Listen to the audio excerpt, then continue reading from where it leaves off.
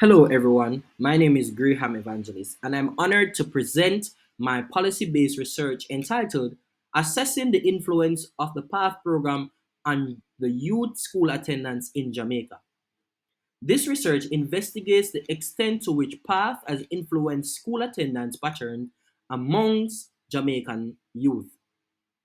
PATH is Jamaica's largest conditional cash transfer program designed to reduce poverty by incentivizing positive behavior in health and education. Yet, despite over 2 decades of operation, many low income children, especially in rural areas, still struggle with regular school attendance. Now, this research takes on a particular roadmap where we have the introduction and research questions, literature review, methodology, and thematic coding, key finding, analysis and discussion, policy recommendations, and we end off with our conclusions and limitations. Now, to introduce this topic, PATH was introduced in 2002 under the Ministry of Labor and Social Security with the dual aim of improving access to education and healthcare whilst reducing intergenerational poverty. The program operates on a simple logic. If low income families receive consistent financial assistance on the condition that their children regularly attend school and attend health clinics, they are more likely to engage with formal education and have better social outcomes. However, while PATH has demonstrated improved enrollment, school attendance, and in particularly at the secondary level, this remains inconsistent. Moreover, the rising cost of transportation, school supplies, and food, coupled with the weak infrastructure support and geographic inequalities, continues to threaten the very population PATH was designed to help. Now, moving on to our research questions. Our research questions cover the basis of what we're trying to understand from this, or what we're trying to uncover from this research. Now, the first question covers: Has PATH improved or sustained school attendance? What challenges affect its effectiveness? And how does PATH compare to global conditional cash transfers programs? And what reforms could strengthen its impact? Now, moving on to the highlights of the literature review. Now, firstly, several studies, particularly those by Henry Lee and the PIOJ, emphasize that financial hardship remains the central cause of absenteeism, especially among boys and children in rural areas.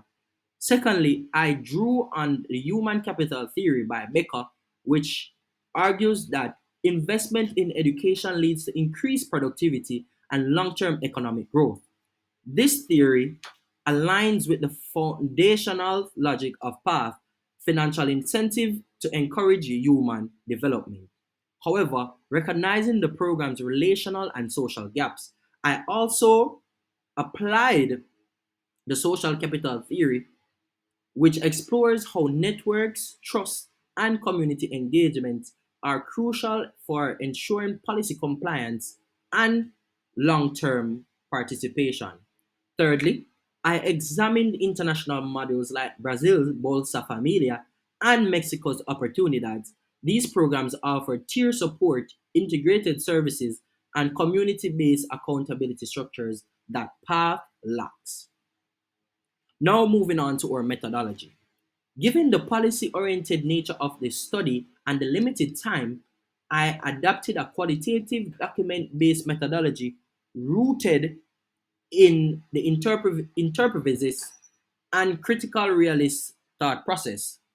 This meant analyzing a diverse array of secondary sources, including annual reports from the Ministry of Labor and Social Security, data from the Jamaica Survey of Living Conditions, and evaluations done by the World Bank, Capri, and UNICEF. Thematic analysis was also conducted using deductive codes informed by theoretical frameworks and the inductive codes which emerged during data immersion. Triangulation was also used to enhance credibility with multiple documents confirming key patterns such as attendance trends and administrative delays. Now, my ethical concerns, based on the interpretive visits and document-based nature of this academic study, the main ethical issues relates to the reflective position of the researcher through which is permitted by the study. This, however, is acceptable within the qualitative methodology and the conceptual framework of this research paper. Regardless, there was continuous self-reflection as well as constant advisory from the research advisor that ensure the analytical rigor whilst minimizing personal bias. Now we look at the thematic coding. Now the deductive codes include areas such as school attendance rates, conditionalities and compliance, financial aid adequacy, and program implementation and alignment with national goals. The inductive codes included stigma associated with being a part of the PATH program, delays in stipend reduction distribution, dropout trends, and geographic inequalities where rural youths are faced with higher transportation costs and weaker school infrastructure. And these codes provide a nuanced lens through which past successes and shortcomings were assessed. Now to our preliminary findings. Now, what have we discovered? PATH does increase school attendance, especially at the primary level, and has helped thousands of low-income students and families keep their children in their schools. However, attendance drops sharply when students matriculate to upper secondary institution in their adolescent ages, particularly among male adolescents due to economic pressures and limited perceived value of schooling. Thirdly, rural students face additional barriers, including long travel distance, unreliable transport, and flat rate stipends that do not reflect geographic cost difference. Now, finally, the stigma and the administrative gaps, like late payments and unclear compliance rules, further reduces the program's impact. Now, moving to the analysis and interpretation, what have we realized? Now, interpreting these findings through the human capital lens, PATH has succeeded in increasing short-term attendance. However, its long-term impact is undermined by limited institutional support, a flat rate design, and weak alignment with workforce development pathways. The social capital theory helps to explain why many families, despite receiving cash transfers, struggle to maintain compliance. There's a lack of trust, limited engagement with schools, and no consistent case management or follow-up support for these families. Without social infrastructure, the program struggles to produce lasting changes. When compared to Brazil and Mexico's program, PATH appears rigid and outdated. These global models offer more dynamic, locally adapted, and comprehensive approaches. Now, moving on to our preliminary policy recommendations. Our first recommendation to strengthen PATH, I propose a tiered stipend based on costs of living by geography and school level, so rural families would receive more appropriate support. My second recommendation is to appoint school-based path liaison officers to oversee attendance, compliance, and parental communication, easing the pressure on the already overburdened staff of the educational institutions. My third recommendation is to integrate PATH with programs such as the Heart Trust NSTA, to provide skill training options, especially for older adolescents. My fourth recommendation is to launch a national awareness campaign to reduce the stigma faced by these beneficiaries and reframe PATH as a rights based support initiative that is there to help those in need. And my last recommendation is to upgrade the monitoring and evaluation system to enable real time tracking of attendance, compliance, and outcomes.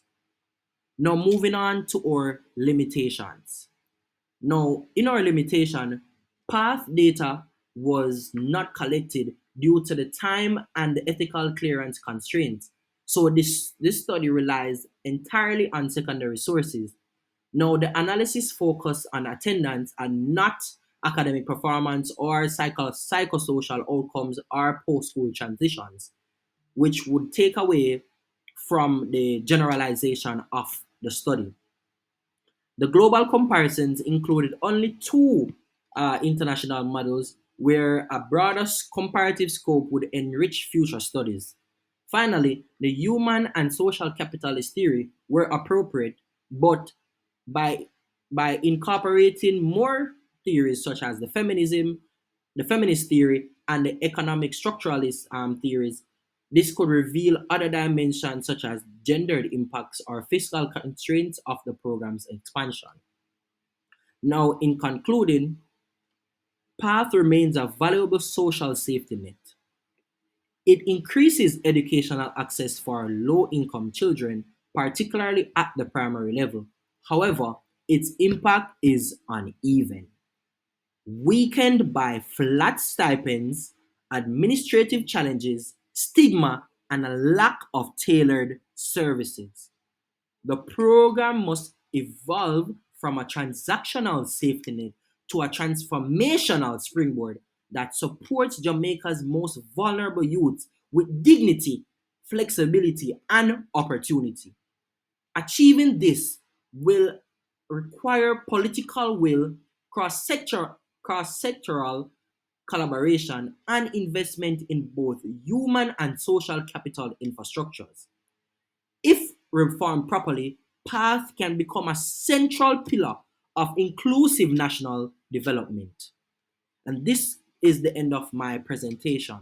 Thank you for your attention. I welcome your questions, comments, and feedbacks on how this work might contribute to strengthening the educational policy and social protection in Jamaica. Big up yourself and take care.